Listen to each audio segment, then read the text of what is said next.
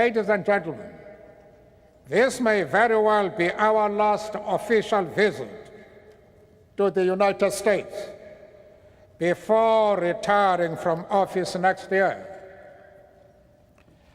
There could not be a more moving start to the visit than one which included being honored in this way by one of the great educational institutions of this nation and of the world. I know that through this award, you are not so much recognizing any individual achievement, but are rather paying tribute to the struggles and achievements of the South African people as a whole.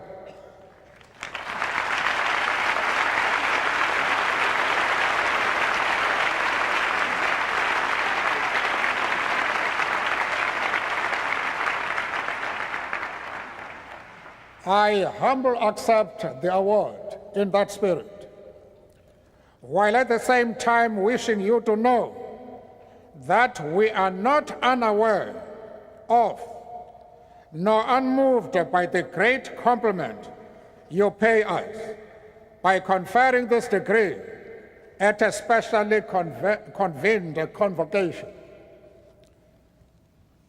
To join George Washington and Winston Churchill as the other recipients of such an award conferred at a specially convened convocation is not only a singular honor, it also holds a great symbolic significance to the mind and to the future memory of this great American institution.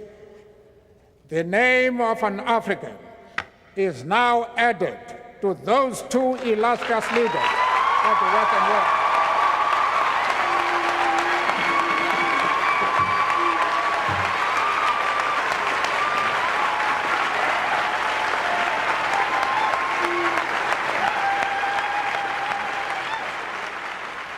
If in these later years of a life lived in pursuit of equality, we can at last look upon our own country as one in which citizens, regardless of race, gender, or creed, share equal political rights and opportunities for development, we do so with great gratitude towards the millions upon millions all around the world who materially, thank you very much, who materially and morally supported our struggle for freedom and justice. Together with those freedom and justice-loving citizens of the world, we do at the same time, however, note that at the end of this century, a century which humanity entered with such high hopes for progress, the world is still beset by great disparities between the rich and the poor, both within countries and between different parts of the world. If in individual life we all may reach that part of the long walk where the opportunity is granted to retire to some rest and tranquility for humanity, the walk to freedom and equality seems, alas, still to be a long one ahead. This august institution gains its standing and reputation also from the manner in which it has conducted and continues to conduct itself as an international presence. Wherever men and women of learning and thought gather, its name and work are known. It embodies that spirit of universality which marks a great university. To join the ranks of the alumni is to be reminded of the oneness of our global world. The greatest single challenge facing our globalized world is to combat and eradicate its disparity. While in all parts of the world progress is being made in entrenching democratic forms of government, we constantly need to remind ourselves that the freedoms which democracy brings will remain empty shells if they are not accompanied by real and tangible improvements in the material lives of the millions of ordinary citizens of those countries.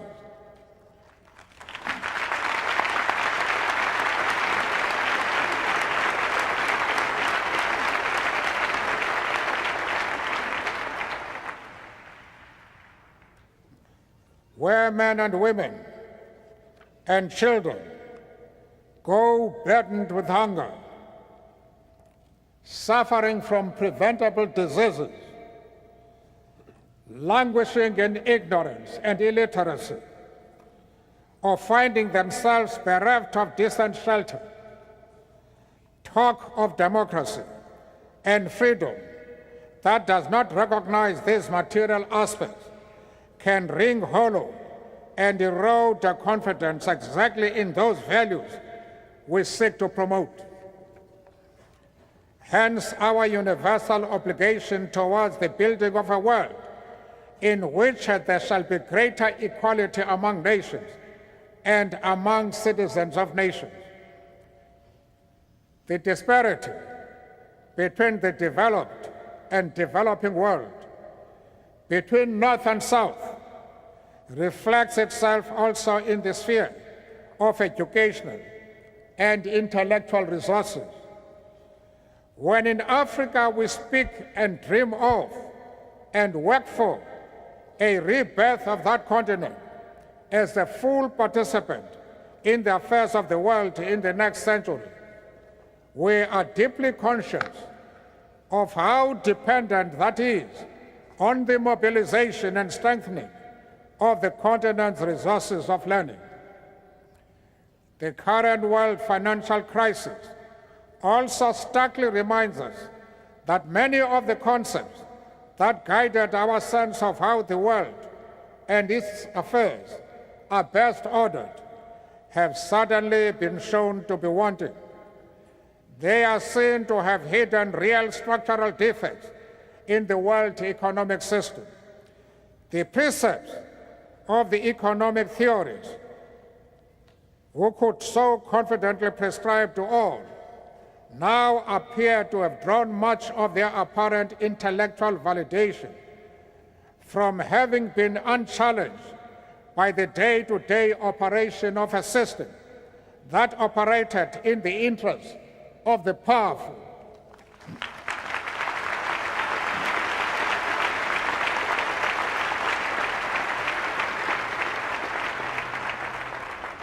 Not only does this crisis call for fundamental rethinking and reconceptualization on the part of the theorists of the North, it more particularly and urgently emphasizes the need for thinkers and intellectuals of the developing world to sharpen their skills and analysis, and for a genuine partnership between those of the North and the South in helping shape a world order that answers to the shared and common needs of all the people, and not just the rich. This university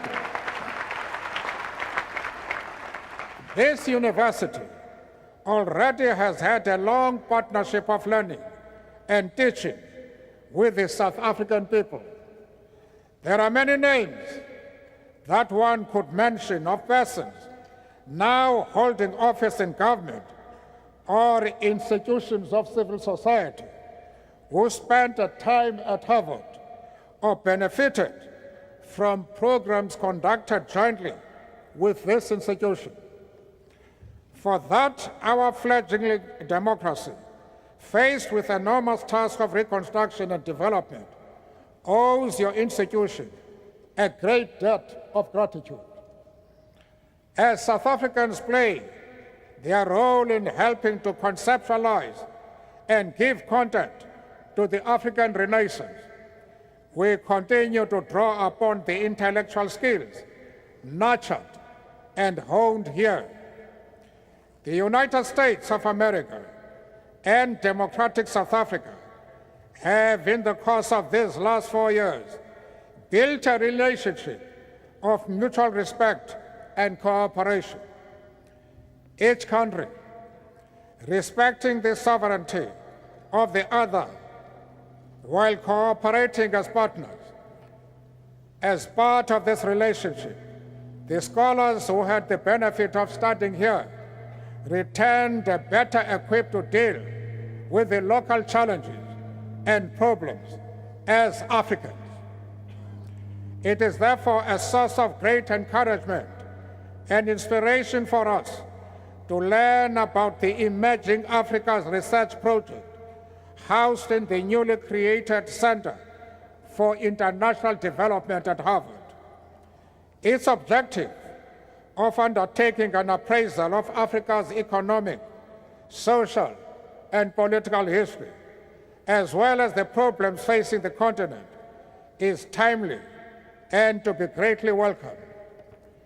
That it will be doing this in collaboration with African research institutions and scholars will serve to strengthen and build African intellectual capacity to take charge of its reconstruction and regeneration.